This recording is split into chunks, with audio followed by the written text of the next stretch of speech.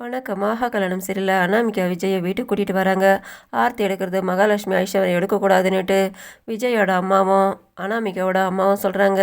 அனாமிகாவும் சொல்கிறாங்க. அதுக்கு மற்றவங்களாம் சொன்னால் கூட அவங்க ஒத்துக்க மாட்டுறாங்க. சூர்யா சொல்கிறாரு, இதுக்கு ஆர்த்தி எடுக்கணுமா வேணாமான்றது உங்கள் அப்பா சொல்லிட்டான்னுட்டு அவங்க அப்பா சொல்கிறாரு.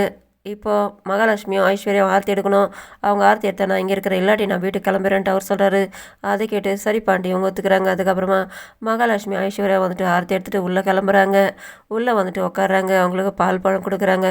அதுக்கப்புறமா அவங்க அம்மாங்க அப்பா என் பொண்ணை நல்லபடியாக பார்த்துங்கன்ட்டு நீங்கள் கவலையப்படாதீங்க, நடந்த விஷயங்கள்லாம் மறந்துங்கன்னு சொல்லிட்டு அவங்களுக்கு தைரியம் சொல்லி அனுப்புகிறாங்க. அதுக்கப்புறமா இவங்களுக்கு கொடுத்த கிஃப்டெல்லாம் வந்துட்டு எல்லாத்தையும் பிரித்து பார்க்கும்போது விஜய் மகாலட்சுமி கொடுத்த கிஃப்ட்டை பிரித்து பார்க்குறாரு. வந்த கிஃப்ட்டில் எனக்கு பிடிச்சது இது தான், அண்ணி நமக்காக எப்படியெல்லாம் செஞ்சு கொடுத்துருக்காங்க பாருன்ட்டு இவரை மாட்டி வைக்கலான்ட்டு ஒரு ஆணி அடிச்சுட்டு எடுத்துக்கூடன்ட்டு கேட்குறாரு. அனாமிகாவுக்கு இது பிடிக்கல. அதனால் அவங்க கொடுக்குற மாதிரி கொடுத்து கீழே போட்டு உடச்சிடுறாங்க. இவர் ஷாக் ஆகுறாரு.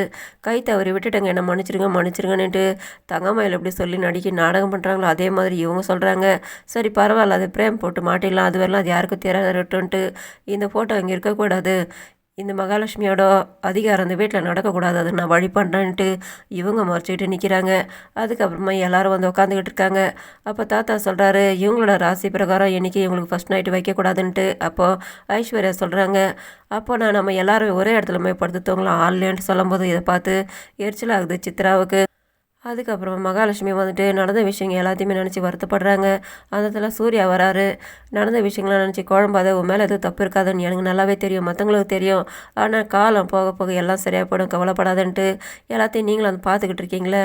அவங்க எப்படியெல்லாம் பேசுகிறாங்க, சின்ன அத்தை வேறு என்கிட்ட அந்த மாதிரி பேசி பழக்கமே கிடையாது, அவங்க என் மேலே எப்படியெல்லாம் தப்பாக பேசிட்டாங்க, இதில் சித்ரா அத்தை வேறு எங்கள் குடும்பத்தை எப்படியெல்லாம் பழிச்சு பேசுகிறாங்க பார்த்தீங்களான்ட்டு, அவங்கள பற்றி தான் உனக்கு தெரியல, வீடு எல்லாமே சரியாக போயிடும், இதுக்கு மேலே இந்த மாதிரிலாம் எதுவும் அசிங்க அவமானம் வராது, நான் பார்த்துக்கிறேன்னுட்டு ஒவ்வொன்றத்தையும் உங்கள் எதிர்க்கு தான் நடந்துருக்குது, இதுக்கு மேலே எது நடந்தாலும் நடக்க தான் போகுது, அது யாராலும் தடுக்க முடியாது, என்ன நடக்க போகுது தெரியலன்ட்டு அவங்க புலம்பிகிட்டே கிளம்புறாங்க.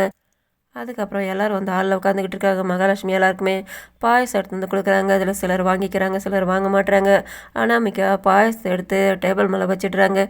இதோட முடியுது. நன்றி, வணக்கம்.